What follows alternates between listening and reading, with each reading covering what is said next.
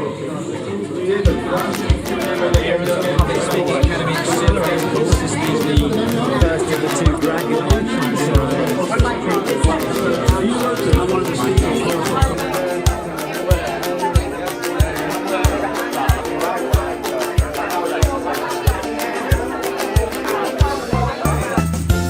Chris Sissions, Strategic Marketing Coach, and I help coaches, consultants, freelancers dig deep into their business and really understand it and understand the marketing that is appropriate to them. One of the things that we dig into is values, and that's what I want to talk about tonight, values. I'm a school governor, and I go to the school and I sit in meetings in the school office. And occasionally I lift up mine eyes to the overhead cupboards, and there are 9 cupboard doors, and the 9 values of the school are inscribed upon them. Words like humility, honesty, forgiveness, compassion, courage, worship, and so on. And you will have walked yourselves into business organisations, training agencies, community groups that have similar words on the walls. What does this mean? What is the value of distilling the wisdom of the organisation's leaders into these lists of words? That school is a Church of England school in a majority Muslim area. Over 90% of the pupils are Muslim. How do the teachers and the governors translate their values into something that is meaningful, not only to a very diverse group of pupils, but also a very chaotic community, with all sorts of things going on in families and households? In other words, the application of values is dynamic. It changes from day to day as things happen. And you've just got to work it out afresh every morning. And this is how we apply our values in real life. I suspect that when you're tackling, as part of your business, a real issue, an issue that's full of life for you, you don't think of those words that you've distilled to describe your values. You use your experience, your life story, to make a judgment. I suspect also that many of us, when we are addressing those sorts of problems, don't even notice we're doing it. We're not consciously always making decisions or applying the values that we claim to have. I like to think of values as soil. If you think of a nice fertile loam that you can plant your business in, and the business can take root in your values and feed your business. Of course, if your values aren't much good, you might not get a very good plant, but let's assume that your values are first rate.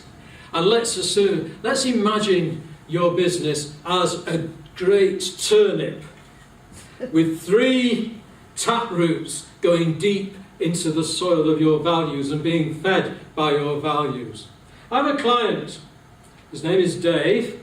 He has been a manager in the oil industry for 30 years. Some of you may remember many decades ago in the news there was an oil rig floating around at random in the North Sea. He was driving it through a satellite. It wasn't floating around at all. He knew where it was going and he was taking it there. But the media got over the wrong end of the stick. That's his claim to fame. He was made redundant last December and is setting up as a business and personal coach.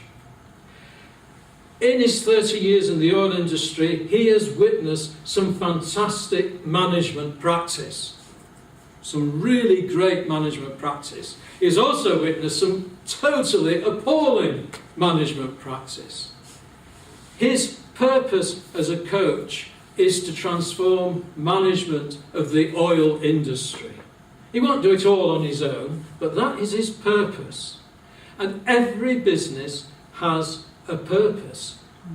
maybe unconsciously, but every business has a purpose. It may be, if you are a healer, it may be you are releasing someone from pain, but also that will have an impact on the people around them, their families and friends. It may be you want to make changes in your neighbourhood or across your city. Whatever it is, your business has a purpose. John Kay, a contemporary economist, says profit is no more the purpose of business than breathing is the purpose of life. We learn two things from that. First of all, that purpose is essential for business, and growing profit is not your business purpose. And the second thing, which takes me to the second taproot, is growth in your business.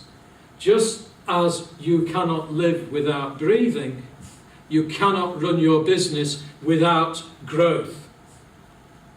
Dave is currently building his sales. He needs his sales to grow. He's starting out as a coach. He needs more. He needs more clients, and that will help him enhance his reputation. But what he really needs to do is get his reputation, the demand for his services, up to a point where he can increase his charges. Because really, he needs to get his revenue to grow. Not so much his sales as his revenue, because he needs a certain amount to live according to the lifestyle that he has chosen. He doesn't have to worry about profit so much, because as a coach, his costs are low. So he begins to see that even growth is something where we need detailed knowledge and understanding. But let me go on to the third taproot, and that is lifestyle. Our lifestyle feeds our creativity. Whether it is work-life balance, the amount of time you spend with your family, with the kids when they're small and funny and charming, or whether you miss all of that and end up going home when you have a house full of moody teenage goths. Whatever it is essential that we understand the importance of lifestyle. Meditation, prayer. Dave, as he learned to be a coach, rediscovered painting as a way of expressing his inner life. So we need to get all those things congruent with our values. Good coaches have a purpose. Smart coaches make good money. I can help you get all of that together.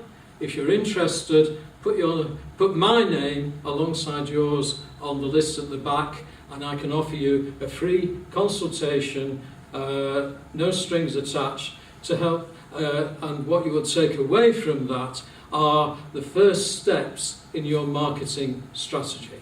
Thank you.